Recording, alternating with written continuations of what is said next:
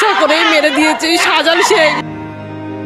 মেরে দেওয়ার জন্য ওরা উঠে পড়ে লেগেছে, আর কোনোদিন ভালো হবে না।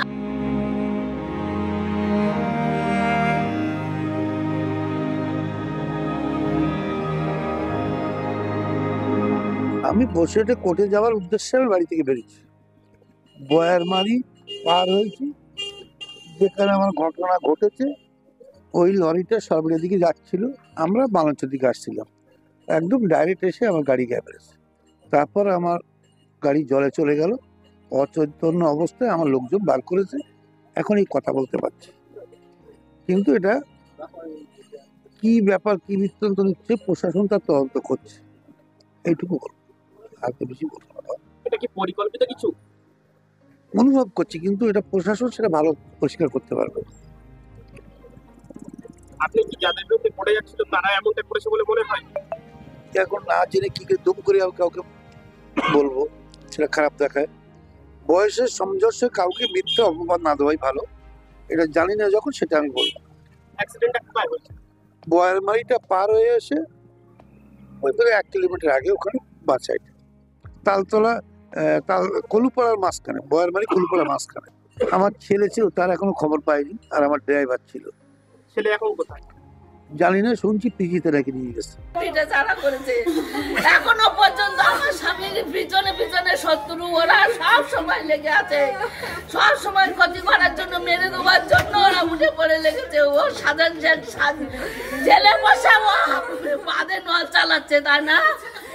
এত হয়েছে, ওর সব শেষ হয়ে যায় যেন, আমার যেরকম শেষ করেছে ওর যেন সব শেষ হয়ে যায়।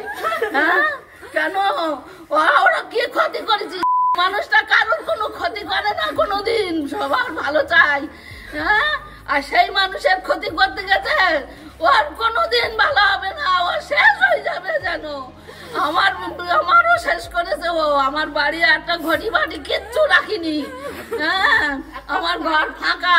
বসিরহাট কোর্টে যাচ্ছিল, ইচ্ছা করেই মেরে দিয়েছে শাহজাহান শেখ। জেলে বসে পরিকল্পনা করছে, এর কি কোনোদিন বিচার হবে না? সারা জীবন নির্ভয় মায়ের কোলে হয়তো খালি হবে। বিচার চাই, আর কিচ্ছু চাই না কোর্টের আদালতের কাছে। এই গাড়িটা সকালে সরবেরিয়ার দিক থেকে আসছিল, আস্তে আস্তে, আর এই লরিটা বালুচের দিক থেকে আসছিল। আসার পরে দেখলাম অ্যাক্সিডেন্ট হয়েছে, দুজনে মারা গেছে, আর এসকর্টে দুজনে মারা গেছে, আর একজনকে নিয়ে চলে গেছে। দেখুন, শাহজাহান শেখের বিরুদ্ধে যে মামলা, সেই মামলার অন্যতম প্রধান সাক্ষী ভোলা ঘোষ, সেই ভোলা ঘোষের আজকে সড়ক দুর্ঘটনা ঘটেছে, তার গাড়িতে অ্যাক্সিডেন্ট হয়েছে। সম্পূর্ণরূপে এটা একটা পরিকল্পনা মাফিক ঘটানো অ্যাক্সিডেন্ট, তার হত্যার প্রচেষ্টা। ভোলা ঘোষকে হত্যা করে শাহজাহান শেখের বিরুদ্ধে এই অভিযোগ এবং প্রমাণ লোপাটের একটা প্রচেষ্টা করা হয়েছে। কোনো রকমে ভোলা ঘোষ জীবনে বেঁচে গেছে, মৃত্যুর সঙ্গে লড়াই করছে হসপিটালে, আর তার ছেলে মর্মান্তিকভাবে মারা গেছে। এটা একদম তৃণমূলের ভিন্ন চক্রান্ত শাহজাহান শেখকে বাঁচানোর জন্য। ও শাহজাহান করিয়েছে। ভোলাবাবু তার স্টেটমেন্ট দেখছিলাম, তিনি জানেন না, তিনি স্বীকার। ভোলাবাবু মানে আমি ওনার পলিটিক্যাল আইডেন্টিটি যদি বলি, উনি তৃণমূলের সাথেই আছেন, মানে সক্রিয় না হলেও সমর্থক। কিন্তু ভোলা এটা শাহজাহান করিয়েছে, এই জন্য এই মামলা পশ্চিমবঙ্গের বাইরে নিয়ে যাওয়া উচিত। শাহজাহানকে বসিরহাট জেলে রাখলেও তো ফোন ইউজ করে, provided by the Mamata Banerjee.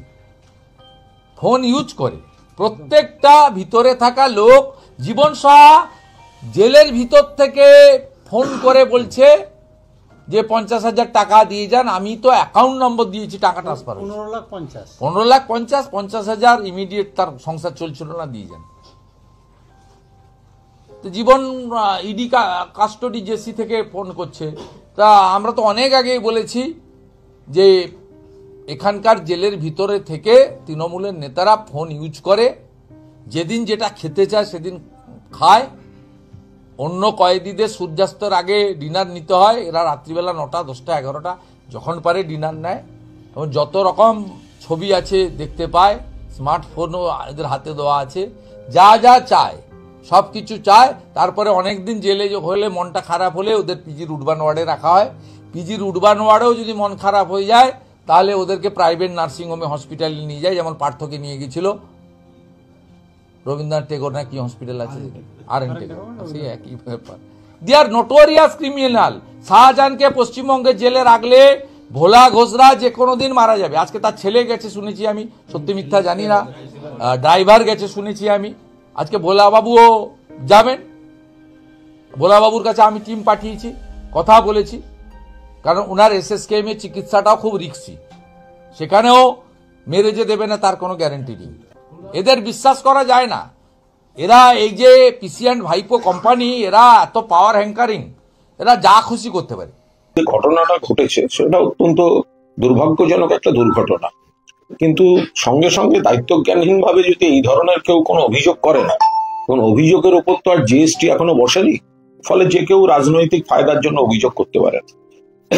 Police তদন্ত করছে, কারুর কাছে যদি কোনো তথ্য প্রমাণ কিছু থাকে তদন্তকারীদের সাহায্য করুন, কিন্তু তার আগে এই ধরনের বক্তব্য রাখা এটা দায়িত্বজ্ঞানহীন কাজকর্ম।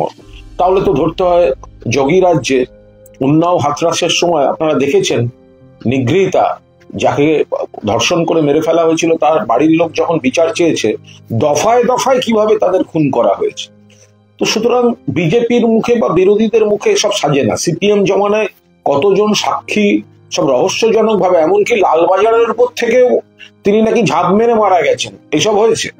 তো ফলে এদের মুখে, এই বিজেপি এই CPM এর মুখে এইসব কথাবার্তা শোভা পায় না। কিন্তু একটা মর্মান্তিক দুর্ঘটনা ঘটেছে, অত্যন্ত বাজে মৃত্যু হয়েছে, পুলিশের উপর ছাড়ুন না, পুলিশ দেখছে।